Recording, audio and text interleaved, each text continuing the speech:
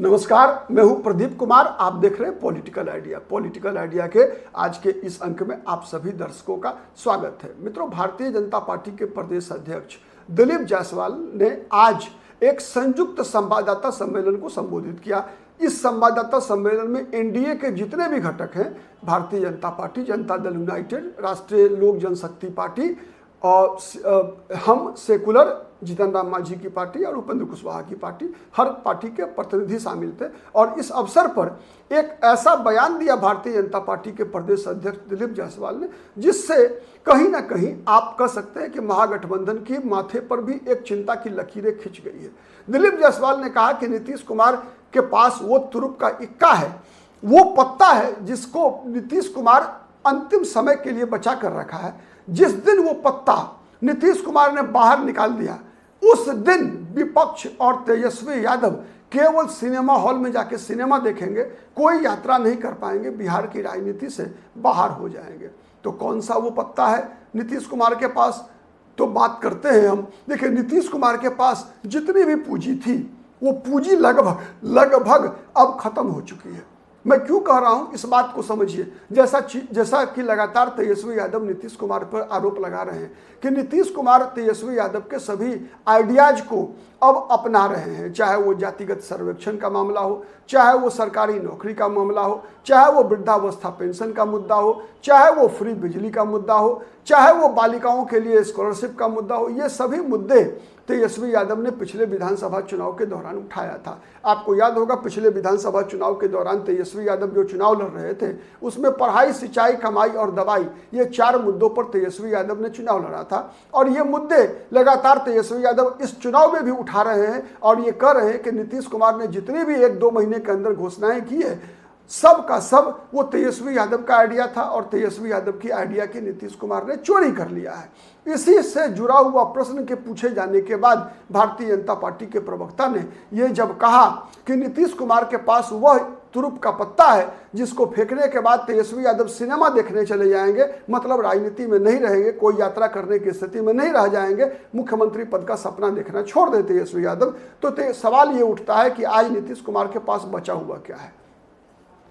जहां तक मेरा मानना है मित्रों, नीतीश कुमार ने जितना भी सम्मान अर्जित किया था, लगभग नीतीश कुमार अब खोने के कगार पे हैं। नीतीश कुमार जब 2005 में बिहार के मुख्यमंत्री बने थे, तो सच्चाई ये है, इसमें कहीं कोई इनकार नहीं कर सकता कि नीतीश कुमार ने अपने पहले कार्यकाल के दौरान जितना बिहार के लिए काम किया, शायद किसी एक 5 वर्ष के दौरान बिहार में उतना काम कभी नहीं हुआ होगा। नीतीश कुमार ने एकदम बिहार की राजनीतिक और सामाजिक धारा को ही बदल दिया था। जो बिहार जाना जाता था कि बिहारी शब्द ही बिहार के बाहर एक गाली बन गई थी, उस गाली से नीतीश कुमार ने बिहार के और बिहार के लोगों को मुक्ति दिलाई। जहां बिहार की पहचान बन गई थी, बिहार का मतलब अपराध, बिहार का मतलब भ्रष्टाचार, उस पहचान से नीतीश कुमार ने बिहार को मुक्ति दिलाई। जब नीतीश कुमार ने कहा कि मैं किसी भी कीमत पर 3C से कंप्रोमाइज नहीं करूंगा, मतलब हर भ्रष्टाचारी के संपत्ति को जब्त करके नीतीश कुमार ने उनके संपत्ति मकानों में स्कूल खुलवा दिया था। याद कीजिए वह दिन जब नीतीश कुमार के डर से बिहार के अपराधियों ने बिहार छोड़ दिया था या फिर क्राइम करना छोड़ दिया था।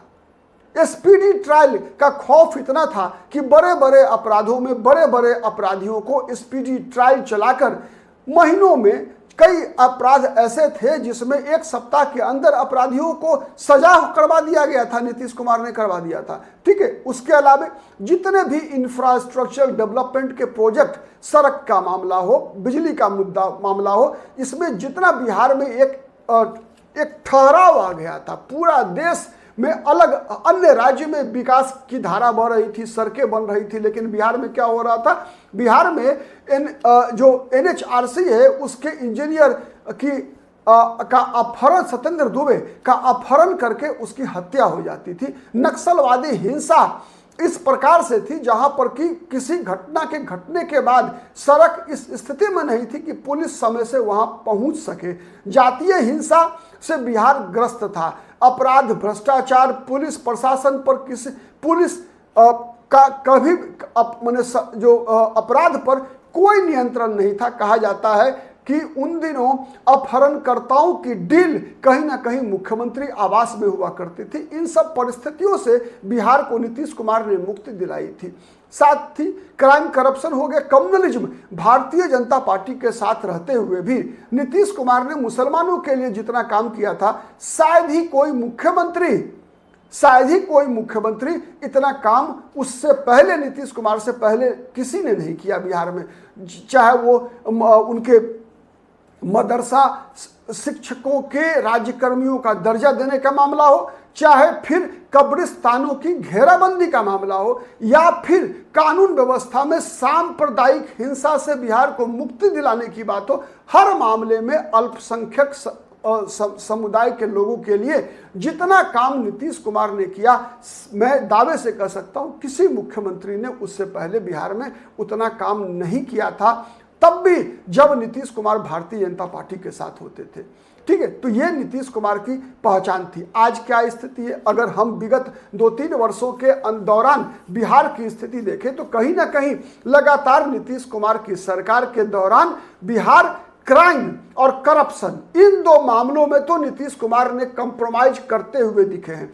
करप्शन का जहां तक मामला है, लगातार आप देख रहे हैं कि किस प्रकार से ईडी और सीबीआई के गिरफ्त में प्रशासनिक अधिकारी लगातार गिरफ्तार हो रहे हैं, उनके यहाँ छापे पड़ रहे हैं, उनके यहाँ करोड़ों रुपए की संपत्तियां पकड़ी जा रही है। एक जिला शिक्षा अधीक्षक अधिकारी रैंक का ऑफिसर के यहाँ से 3-3, 3.5 करोड़ रुपए जो है वो पकड़े जा रहे हैं। ये एक बहुत ही सबसे बड़ी आश्चर्य की बात है कि नीतीश कुमार के समय में सृजन घोटाला, ठीक है, कोई चर्चा नहीं होती इसकी, ठीक है, तो कई ऐसे घोटाले हुए जिसका कारण नीतीश कुमार के लोकप्रियता के ग्राफ में जो गिरावट आई है, वो गिरावट आप सबको, हम सबको दिख रहा है कि जितने भी चुनाव के दरमियान जो सर्वे हो रहे हैं बिहार में, जो ओपिनियन पोल विभिन्न एजेंसियों के द्वारा करवाए जा रहे हैं, हर सर्वे, हर ओपिनियन पोल में नीतीश कुमार का ग्राफ लगातार गिरता जा रहा है। तो फिर बचा क्या नीतीश कुमार के पास?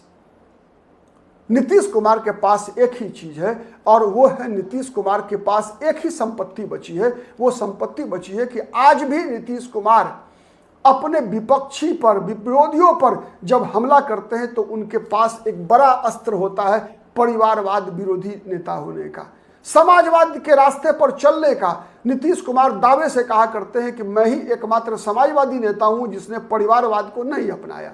लालू प्रसाद यादव पर, चाहे कांग्रेस पार्टी पर, लगातार नीतीश कुमार जब उनके विरोध में होते हैं तो, जब साथ में जाते हैं तब नहीं होता, लेकिन जब विरोध में होते हैं तो सबसे बड़ा जो ब्रह्मास्त्र नीतीश कुमार इस्तेमाल करते हैं लालू यादव के परिवार के खिलाफ या फिर कांग्रेस पार्टी के खिलाफ, वो होता है परिवारवाद का मुद्दा। अगर नीतीश कुमार के पास जो सबसे बड़ी पूंजी है, उनका पुत्र निशांत कुमार, अगर नीतीश कुमार ने अनुमति दे दिया, निशांत कुमार को बिहार की राजनीति में अपना उत्तराधिकारी बना दिया, तो फिर आप समझिए कि नीतीश कुमार का ये तुरुप का पत्ता कितना खेल करेगा मुझे नहीं पता, चुनाव परिणाम को कितना प्रभावित करेगा मुझे नहीं पता। ठीक है, इसलिए इस बात को मैं आज आपके सामने कहने का दुस्साहस कर रहा हूं, चूंकि लगातार जब देखिए कि 2 दिन से जो वोट अधिकार यात्रा चल रहा है उसमें लगातार तेजस्वी यादव विशेष रूप से नीतीश कुमार पर हमलावर है और नीतीश कुमार पर आइडिया चोरी करने का आरोप लग रहा है। तो आज निशांत कुमार मैदान जंग में आ गए। निशांत कुमार ने कहा कि कौन सा आइडिया तेजस्वी यादव का है जो उनके पिताजी ने चुराया है।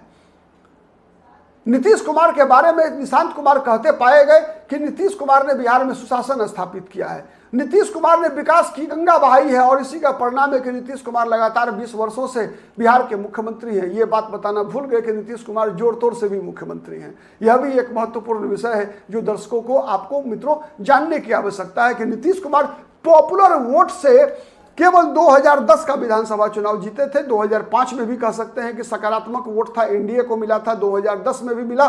2010 में बीजेपी से ज्यादा नीतीश कुमार के नाम पर मिला वोट, लेकिन उसके बाद से नीतीश कुमार जो मुख्यमंत्री हैं, 2015 में आरजेडी की लोकप्रियता के सहारे नीतीश कुमार मुख्यमंत्री बने थे। 2020 में भारतीय जनता पार्टी की कृपा पर नीतीश कुमार मुख्यमंत्री हैं।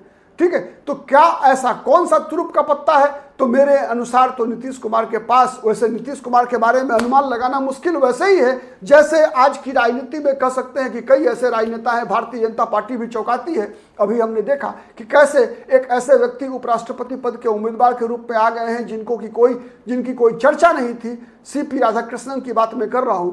तो ऐसे ही नीतीश कुमार भी चौंकाने के लिए जाने जाते हैं। कब कौन सा तुरुप का इक्का नीतीश कुमार निकाल दें कहना मुश्किल है, लेकिन मेरे अनुसार तो नीतीश कुमार के पास एक तुरुप का पत्ता बचा हुआ है और वो निशांत कुमार। ये निशांत कुमार के बिहार की राजनीति में अगर लॉन्चिंग होती है तो कहीं ना कहीं नीतीश कुमार की घटती लोकप्रियता, नीतीश कुमार की जो तेजस्वी यादव जो आरोप लगाते हैं ना कि थके हुए मुख्यमंत्री हैं नीतीश कुमार, ठीक है, तो वो थका हुआ मुख्यमंत्री का दाग निशांत कुमार के नाम पर मिट जाएगा और बिहार की राजनीति को, चुनावी नैरेटिव को एक नया मोड़ मिल जाएगा। इस बात से मैं सहमत हूं। निशांत कुमार को आगे लाने से नीतीश कुमार की यह मंशा पूरी होगी, लेकिन बदले में नीतीश कुमार के हाथ से वो मुद्दा, नीतीश कुमार इतिहास में जो इतिहास पुरुष बन सकते थे, वो मुद्दा नीतीश कुमार के जीवन से बाहर हो जाएगा। नीतीश कुमार भी परिवारवादी राजनेताओं की श्रेणी में शामिल हो जाएंगे। आज के लिए इतना ही। बहुत बहुत धन्यवाद। नमस्कार। जय हिंद, जय भारत।